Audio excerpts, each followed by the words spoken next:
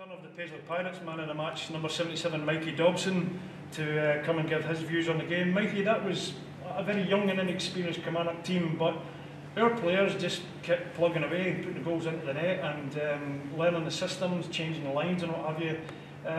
What was your view on the game, mate? Yeah, well, I think it doesn't matter the opposition. I think at Paisley Pirates you're expected to give 100% every time. That's what we did. Doesn't matter the opposition, doesn't matter the score, you need to keep going right to the end.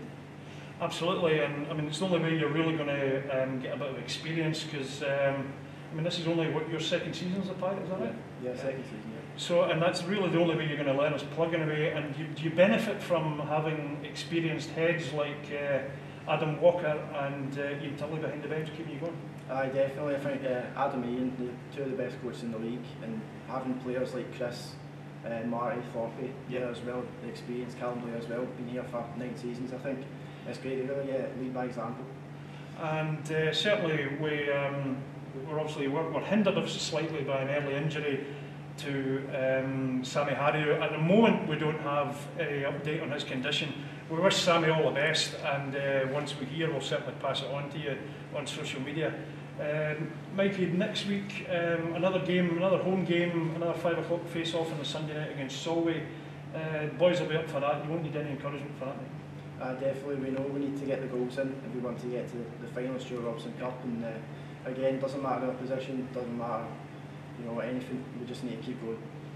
Well, thanks again to Mikey for his time, and Mikey, I know you'll be wanting to get home, mate, so thanks very much for your time. Hi there, Stuart McMillan here for Paisley Pirates post-match interviews, and I have with me a young man who faced quite a few shots tonight, Connor Collins, the Kilmarnock Thunder netminder. Connor, that was a heck of a game. The Pirates seemed to be firing on all cylinders tonight, but you kept going, mate. You kept your head up and you just gave it what you could. Well, it's just learning. The only side here in the league, so they also didn't have the bodies we wanted. Come up here with 11 skaters plus 2 goalies, so it's no ideal facing a Pirates team that can play as well as they did tonight with 11 players. But just plugged it along, just kept trying. Luckily got a goal, talented, excellent. So fair play to him, fair play to the Pirates boys. But well, at the end of the day, all you can do really, Connor, is just to keep plugging away. And as you rightly said, you did have a short bench, and it's only your second season in the league. So basically every game for you is a learning curve. Aye, definitely. A lot of boys are still under 20s. There's good amount of boys in there under 20s. I'm on the first year SNL as well, so it's not a lot of experienced players. So obviously picking up, you pick up in games. So we've not got the experience there, so we're picking up in games and just keep trying. We'll get there, but... Well, I certainly have to give the boys a lot of credit, Connor, because it was just a case of plugging away. The Pirates were scoring goals for fun tonight, and despite the fact we were a couple of players short, they plugged away and finally put 12 into the net. But you want to just keep going and back up again for next week, and just basically one game at a time, right? Well, Aberdeen at home next week in the Scottish Cup, so another hard big game. Yeah. But same as every week, we pick ourselves up, we'll go again. The results don't go our way then. That's just hockey, isn't it? Well, that's very true, mate, and I admire you for it. Listen, I know you've got work early in the morning, so say thanks for your time. Thanks for that. With me, Paisley Pirates coach, Adam Walker. Adam, a workmanlike performance from the boys, racking up 12 goals, and we just had to keep plugging away. Yeah, I kind of a little bit disappointed that we didn't score a bit more goals. But these things can happen, so performance was definitely a lot better than last night's. Last night's was good in parts, but we kind of shot ourselves in the foot at the end. So, but we needed them to come out today. We needed them to make a statement, and I think we did that. And the fact that you mentioned last night's game, very physical game, obviously. It's awful hard for young lads that work Monday to Friday that have to play 2 games at the weekend. But I thought the boys performed reasonably well, considering the fact that it's 2 games in the space of 24 hours.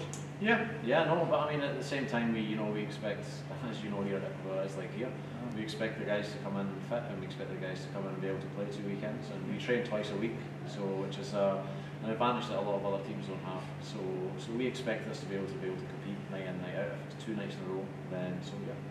And it's always good to have the regular training slots back here at Braehead Arean. Does that begin to benefit the boys again, do you think? Yeah, absolutely. I mean, it's always tough for us at the start of the year because we don't have the ice and the month of September, so we have to be down in Kilmarnock a couple of times, and we went through a period where we don't have anything for 3 weeks, so that can be a little tough, and it can take you a little bit of time to get going again. But we've got a lot of trainers under our belt now. I think we've had maybe six trainers under our belt now, so there's no excuses anymore. We know what we have to do. We know where we're at in the season. We know in order for us to advance, you know, the effort that we have to put in and the commitment that we ask from everybody.